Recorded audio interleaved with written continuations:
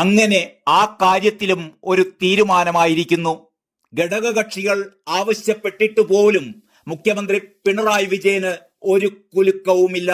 RSS നേതാക്കളുമായുള്ള കൂടിക്കാഴ്ചയിലൂടെ മുന്നണിക്കാകെ നാണക്കേടുണ്ടാക്കിയ ADGP MR Ajith കുമാറിനെതിരെ നടപടി വേണമെന്ന ഘടകകക്ഷികളുടെ ആവശ്യം പിണറായി തള്ളി.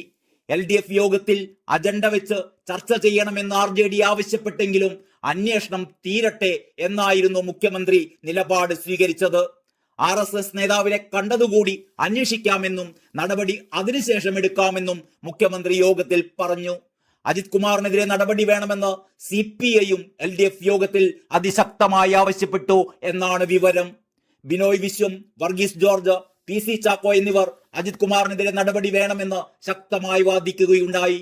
എന്നാൽ സാങ്കേതികവാദം ഉയർത്തിയാണ് മുഖ്യമന്ത്രി ഈ വിഷയത്തിൽ മറുപടി നൽകിയത്. ADGP-യെ മാറ്റാൻ നടപടിക്രമമുണ്ടെന്നും ആരോപണങ്ങളിൽ അന്വേഷണം തീരട്ടെ എന്നുമായിരുന്നു മുഖ്യമന്ത്രി നിലപാട് സ്വീകരിച്ചത്. പിണറായിയുടെ ഈ കർക്കശ നിലപാട് ഘടകകക്ഷികളെയാകെ അതൃപ്തിയിലാഴ്ത്തിയിട്ടുണ്ട്.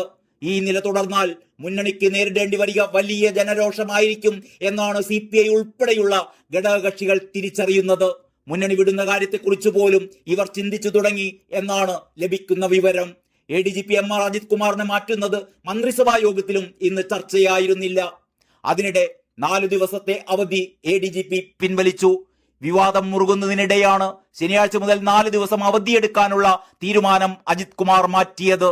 ഇന്നലെ മലപ്പുറത്തെ ഉന്നത ഉദ്യോഗസ്ഥരെ കൂട്ടത്തോടെ മാറ്റിയതിന് പിന്നാലെയാണ് ADGP-യുടെ തീരുമാനം. അവധിയെടുക്കുന്നത് തെളിവ് നശിപ്പിക്കാനാണ് എന്ന ആക്ഷേപം PV അൻവർ അടക്കം ഉന്നയിച്ച സാഹചര്യത്തിലാണോ ഈ പിന്മാറ്റമെന്നതും വ്യക്തമല്ല. ഇതിനിടെ PV അൻവർ MLA ഉന്നയിച്ച ഫോൺ ചോർത്തൽ ആരോപണത്തിൽ ഗവർണർ ആരിഫ് മുഹമ്മദ് ഖാൻ മുഖ്യമന്ത്രിയോട് റിപ്പോർട്ട് ആവശ്യപ്പെട്ടിരിക്കുകയാണ്. സ്ഥിതി അതീവ ഗൗരവമേറിയതാണ് എന്നാണ് രാജ്ഭവൻ വിലയിരുത്തുന്നത്. മന്ത്രിമാരുടെ ഫോൺ ചോർത്തുന്നു എന്നതും താനും ഫോൺ ചോർത്തി എന്ന അൻവറിന്റെ തുറന്നു പറച്ചിലും ഗൗരവതരമാണ്. വിഷയത്തിൽ നടപടിയും വിശദീകരണവും ഗവർണർ ആവശ്യപ്പെട്ടിട്ടുണ്ട്.